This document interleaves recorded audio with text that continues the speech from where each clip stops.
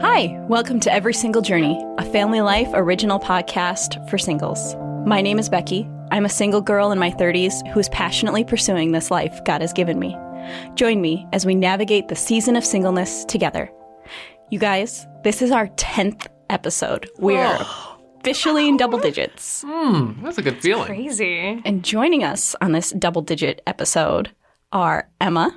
Hi. And our first married guest on the show, Tim. Hello, I'm so glad to be here, Becki and Emma. Mm-hmm. Tim has a beautiful wife and 2 little girls, and I'm sure it will come up in our conversation today. Yes.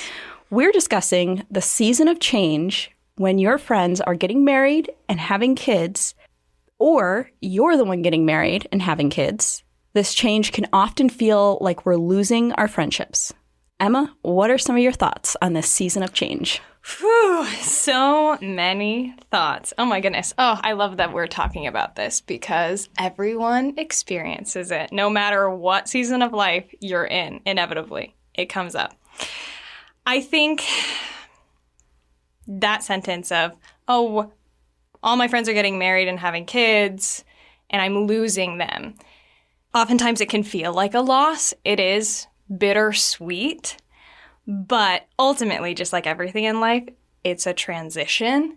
And I think that the enemy likes to infiltrate our thoughts in any way that he can. And that's one simple way to do it. Oh, this thing is changing, so they must not care about you as much anymore because they need to spend all of their time focusing on their spouse or all of their time focusing on this new little life that they just brought into the world. They don't have time for you. They don't value you, when that is not true. And it's an assumption on either side. So those are just some thoughts right off the bat. I'm sure, Tim, you can speak into this. Yeah, definitely.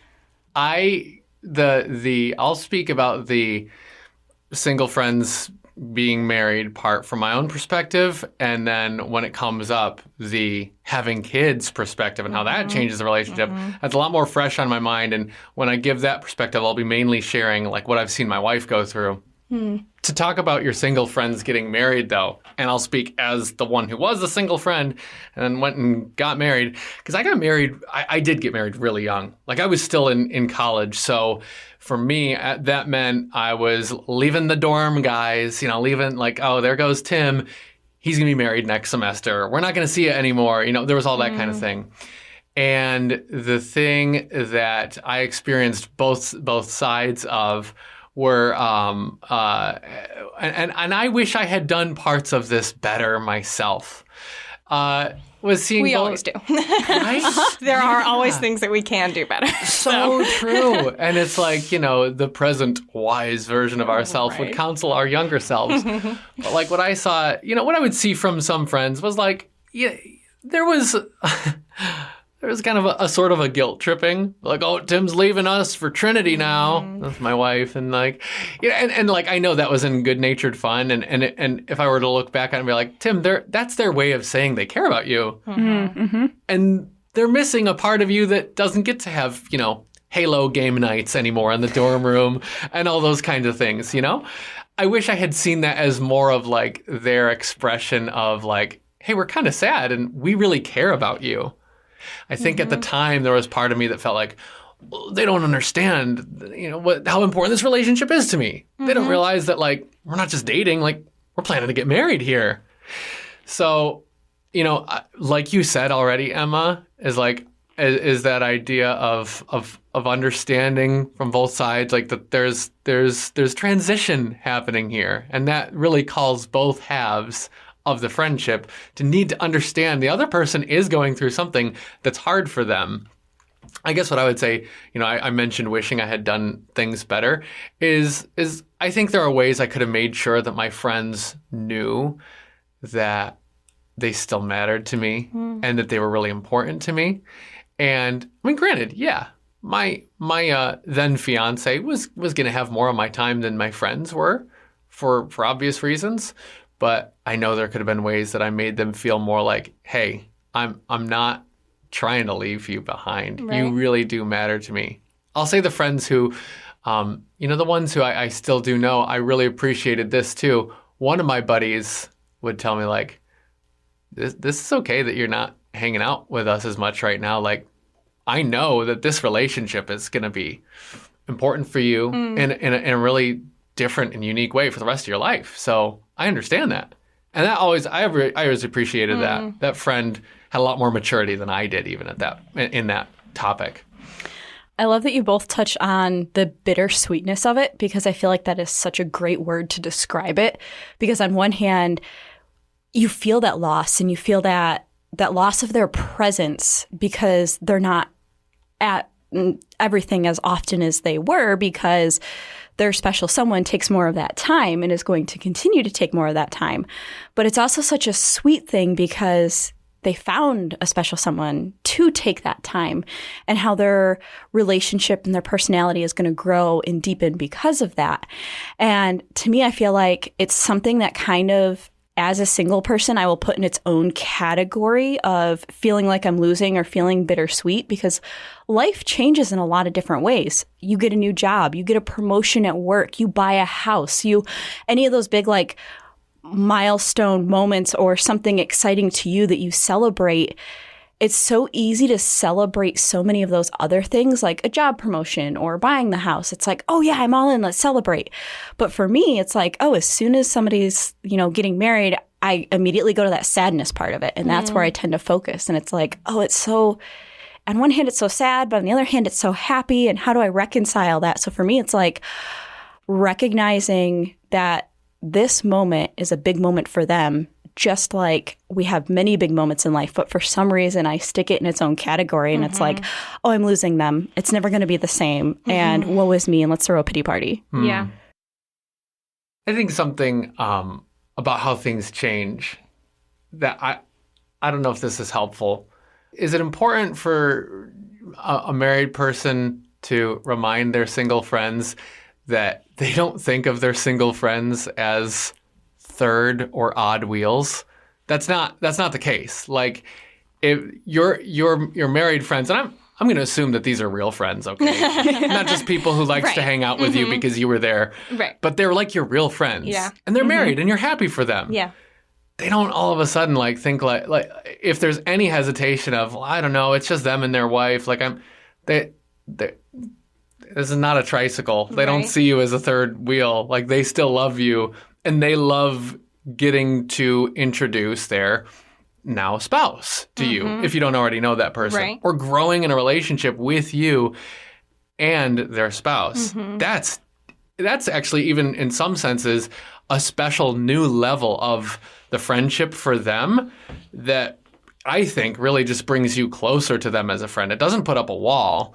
I think if it's a healthy friendship, like growing that even as your married friend now has a spouse, they love that. They love all the new dimensions it brings to have you get to know them and their spouse together.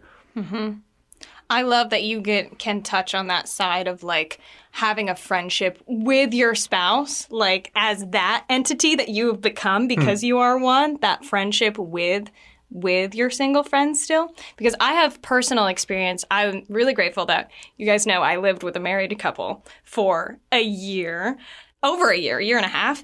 And it was really interesting, the conversations that came out of that in terms of our like friendships, because we were in the same community, but how they were different due to our relationship status. Like, obviously different because we were people, but also we struggled. There were some times that I was like, this is odd. I'm invited to this, but my friends aren't because they're married. So there was exclusion, and they were feeling that, and they would share that with me. And I was like, I don't really know what to do with that, because I understand. And I think that some of that might not be from the healthiest place on the invitee, the person that's inviting, because maybe having the married couple there will make them sad about their life, where they are in their life, or it's just that's not the vibe of the function, in air quotes.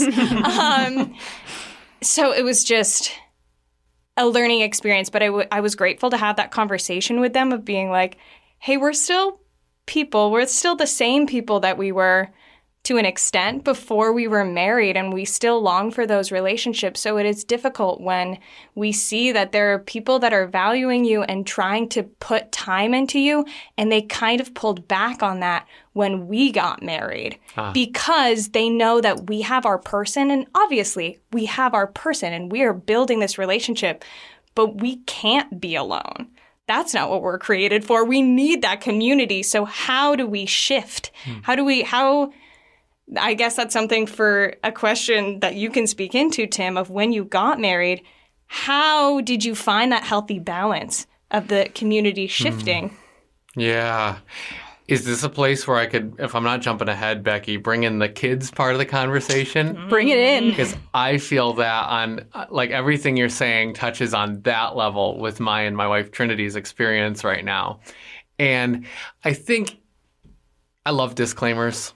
That's my disclaimer about the disclaimer I'm about to give. The disclaimer here is that we're all people and our emotions are our responses. They aren't necessarily our reasons. They aren't necessarily our best of ourselves. Our emotions are just our responses. We can't always control them. Are they right? Are they wrong? Are they a whole messy mixture of all of those things? Probably. So I'm speaking to what we've felt, not what is like, shame on people for doing this, or you need to do this. None of that's trying to be in what I'm saying here. Disclaimer done. So the whole invitation thing gets tricky when your friend is single and then they're married, or it really gets tricky when your friends, you're like, you can be friends with them and hang out with them still as a couple. You like them both. Oh, but now there's a baby in tow. Now there's a toddler there. And man, that is tough. Like, talk about changing the vibe, Emma. It changes the vibe when you're like, hang on, we got to change a diaper real quick. You guys cool with that? Should we go to it? Okay. Yeah.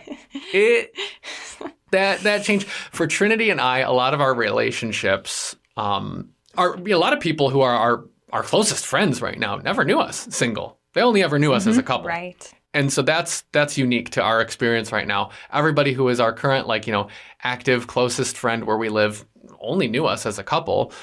But then Tim and Trinity, whoa, there's little kids now. Yeah. And that does change things. You start to notice sometimes when there are events happening that you're told about, but you have to decline. Hey, sorry, I can't be there, kids. But then you say that enough times and then things start happening and you don't hear about them and you find out later oh man, they did something without us and we didn't hear about it. That's the feeling part. Because your rational brain knows, well, there's a reason why my single friend didn't invite me and my wife to this, because they knew that movie night was going to be hard if I had to try to find a babysitter and all that stuff. I think it is so important for everybody in this, both sides, really. Easier said than done, but just not to take it personally. Even if they don't invite you to the event, let me just say it from the other side. It's not to be taken personally. It's not like we don't want to see your kids. It's not like we don't want you here if you don't have kids.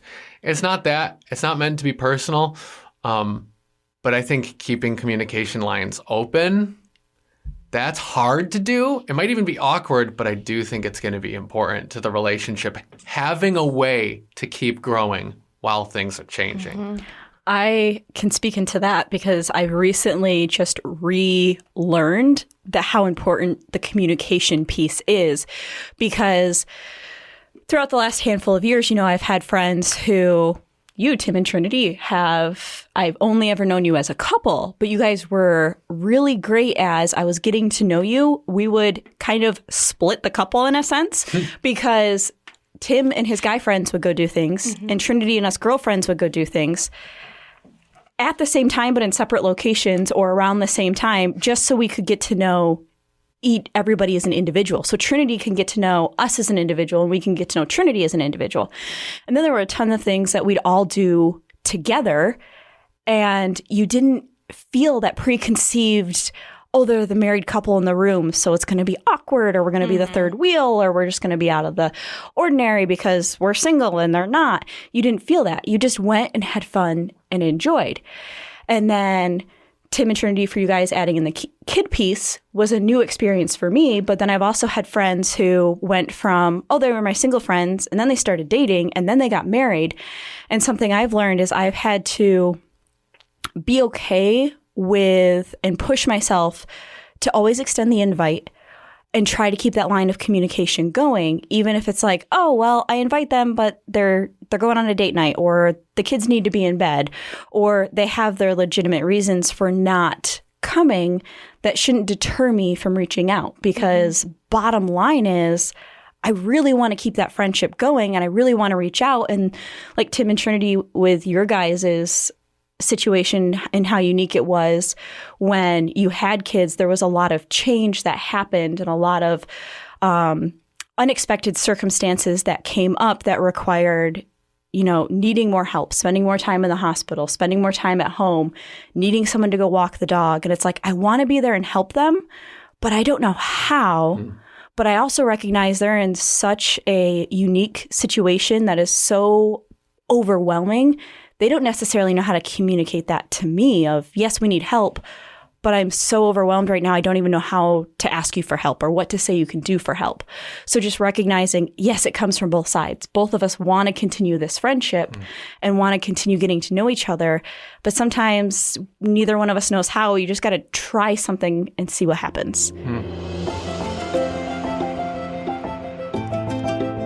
I think, too, something that's really good to know on both sides is, much like your friend who got married loves to deepen their relationship with you by kind of getting to introduce you to their other half now. They still want to keep and grow that relationship that way.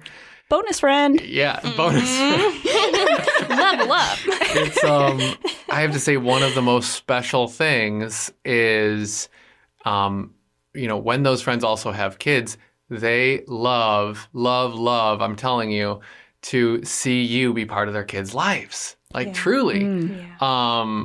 Being able to say to my daughters, Becki, did Miss Becki give that to you? Or did Aunt, is this something like Aunt Becki would wear? Or whatever, you know what I mean? And those things are my wife and I cherish that, because it yes, things do change, and everybody has to come to the very, it's a hard realization for everybody. Especially for my wife, who it means having kids means she doesn't get to see people even a quarter as much as she used to when she could be out of the home and around and things. And things change in those relationships, but there is nothing, it is so special to get to see your friends grow, loving your whole family and being people that God uses to bless you so much. I have been blessed so the number of prayers God has answered through my single friends, the ways God has encouraged me and my wife and my kids through my single friends, and what they continue to mean to my family. I want to say it's deeper than before. It's as meaningful as ever, and God still wants to work in those relationships in fresh ways. So I hope that's an encouragement, because that friendship does not by any means need to be over or even disappointing. It might be rich in a way that you never realized it could be before. Yeah. Tim, I feel like you really touched on the benefit or the gift of having married friends or having single friends. Is while I am on this journey of singleness, I get to meet my friend's special person and not take that lightly. Like, this is someone that means a lot to them. Not only do I get to meet them, but I get to know them and gain them as a friend and learn to interact with both of you as a couple and both of you individually, and the blessing that is. But then it also transfers into the blessing of the example that your marriage is and your journey is to me of what Christ and his church is. It's like, one day when this world ends, we're the bride of Christ, and it brings a visual, deeper meaning to what that means. And to see married couples sacrifice for each other and to give to each other and to choose each other first. Obviously, they're hopefully choosing Christ first and then each other first. Like, that is a beautiful picture that I get to see painted in front of me with all of my married friends. Mm-hmm. And then to add on top of that, I get bonus kids. Like, right. I don't have kids myself, but I am an aunt to so many little ones. It is fantastic. And just getting to, squat down and get down on their level and play with them and see the wonder of a child in front of me and how they're growing and what they're learning and the different random things that they remember that make me chuckle. And it's like, it brings me so much joy. But then also you touched on the part of your single friends have prayed for you and have answered prayers and have drawn you closer. And I've experienced that because a friend of mine, we were sitting down the other day just catching up, and it was her and her little one. And, we're talking, and little ones, they want to participate. So they interrupt with their different things that are on their mind. And it was just a beautiful setting. But we were able to have a really just deep conversation, and also remembering that child in front of me was a gift to an answered prayer, because my friend was able to share with me through her journey of infertility and just learning just watching it as a single person. And yes, she was leaning on her husband, but she was also leaning on some of her single friends to help her through that. And then we just got to sit there and enjoy that answered prayer and that blessing that was so deep and so rich, that proves, to me at least, I'm not losing my single friends when they get married. I'm gaining so much. I just have to, for me, I have to get over my selfishness of, our season's changing. They're not going to be as free as much because I have all this free time in a way. But just that change, how it can be such a good, deep blessing. Mm-hmm. Yeah. I love all of that. I think we live in a world that is so quick to cut ties when things change, as you're looking out for number one, and they tell you these things that they're like, well, they just set these examples of, if this person messes up this little bit, you cut them off because they're sucking energy from you. They're not healthy. They're one red flag, and that's it. That's a no. And I love that. I mean, we're part of the body of Christ. And so when you go to church, you're forced into that multi-generational environment. You're forced into these relationships, which are so good and healthy. And we grow in ways that we couldn't if we isolated. So I don't know. That's just was part of the thoughts that were coming to my mind when you were talking about staying friends with this person who struggled with infertility. And I was just thinking about how there are so many people living in the world that cut themselves off from those relationships because there is one moment of hardship or there is one season of change. There were so many relationships that I witnessed in college just in people getting into a relationship, not getting past being in a relationship for years, not getting to the marriage, not getting to the children, that sort of things, but losing a friendship simply because, they aren't balancing their time well, so I just can't deal with that. I need more from my friendships. It's so sad. It's so sad and hard, and there's so much lack of understanding. When I can understand because it is hard. We've touched on that multiple times throughout this podcast. It is hard. It's hard for both sides. But we are image bearers, and we must interact in the relationships that we have with grace and understanding and give sometimes, not give and take. So. Ooh, give and give. Yeah. So we've touched on, like you said, Emma, a lot of the hard things in that season of change. And we've also touched on a lot of the benefits that we've seen because we've stuck with it or stuck it out, so to speak. Are there some things that you guys have found helpful as you've walked through that season of change? Maybe some things that have helped you connect better with your married friends or with your single friends, or just some words of encouragement that our listener can take and try and see how it works for them?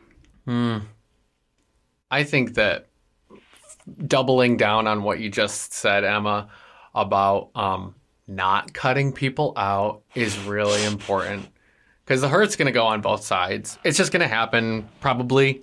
Praise God, maybe it won't. But if it does, it's going to feel on one side like, well, they don't have time for me anymore. I mean, I know they've got kids and I understand that, but man, they could at least text me back, right? That's going to hurt if that's what you're feeling with your friendship. On the other side, it's going to hurt when you're like, oh, they could at least like invite me. I mean, yeah, I can't go to anything anymore, but still, you know, you can invite me. The hurt's going to be there on both sides, but don't like fight for it. If the friendship was real before, it can still be real now. Don't cut them out. Don't cut other people out. And you're going to know if like, sure, if a friendship was truly unhealthy to begin with, well, then maybe it was always unhealthy if that's really become obvious. But in most cases, I'm thinking if it's a real friend, you know what you're going through is temporary. And it's going to be worth dealing with. It's going to be worth having hard conversations about. And there are going to be prayers that you see answered. I think I can say that in faith. When you pray like, Lord, I don't want to lose this relationship. And if they're praying that same thing on the other side, which again, if they're a real friend, I think there's a real chance that that's their heart prayer too.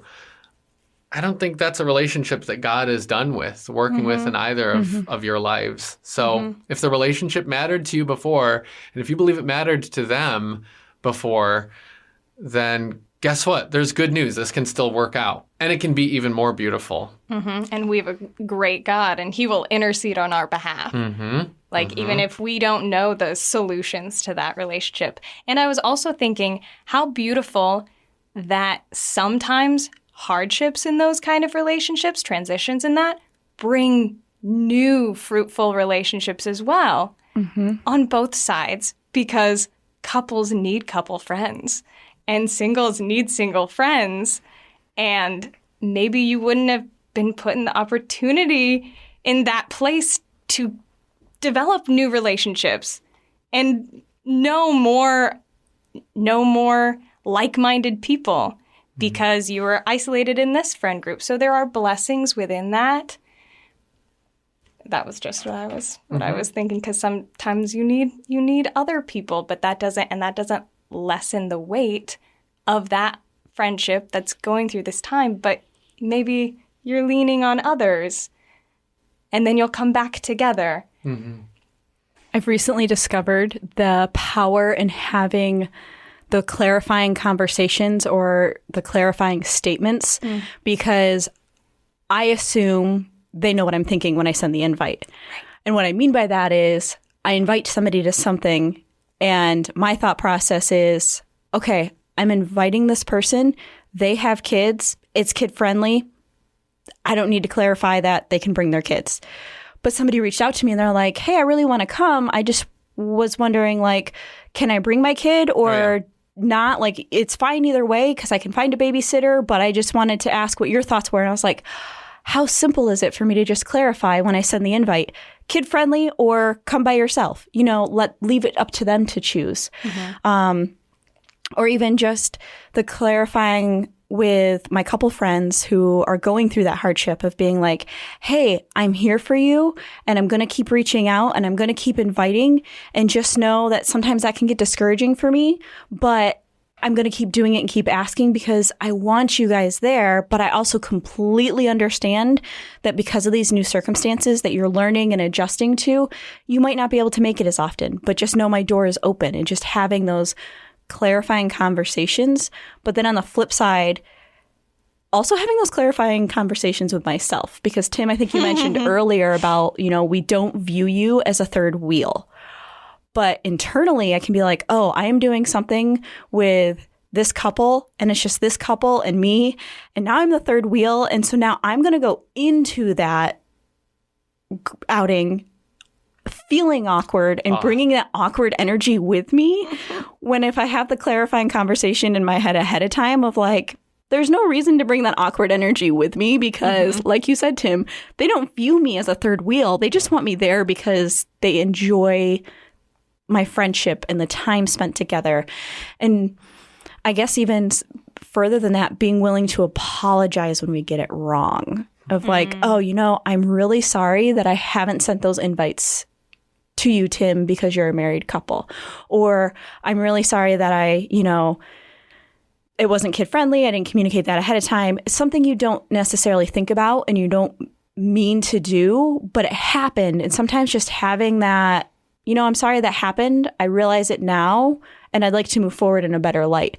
It just lets them know where you're at. And they're seemingly simple things, but they're also so hard to do. Why is that the thing with our relationships?